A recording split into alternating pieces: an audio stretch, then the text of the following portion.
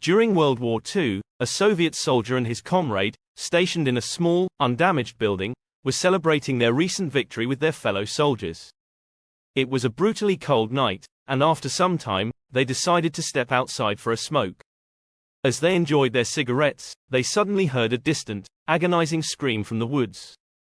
Fearing that one of their comrades might be in danger, possibly attacked by a German patrol, they quickly armed themselves and rallied more soldiers to join them in a search.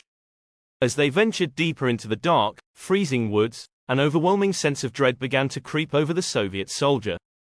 The group eventually decided to split into pairs to cover more ground, with the soldier and his close friend Sergei teaming up. As they pushed forward, they began to hear faint cries of pain and soon stumbled upon a gruesome scene: 2 German soldiers, one dead and one barely alive.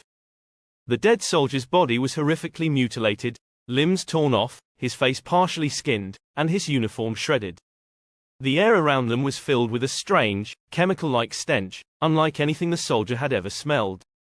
The surviving German soldier was in a state of complete terror, muttering incoherently in German, with his leg badly torn and his chest covered in blood.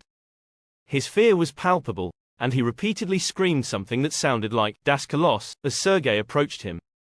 Realizing the man was beyond saving, Sergei ended his suffering with a single shot to the head.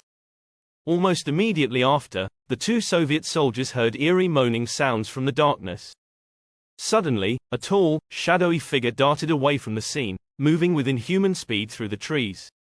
In a panic, the soldier and Sergei fired wildly in the direction of the creature, but it disappeared into the night before they could land a hit.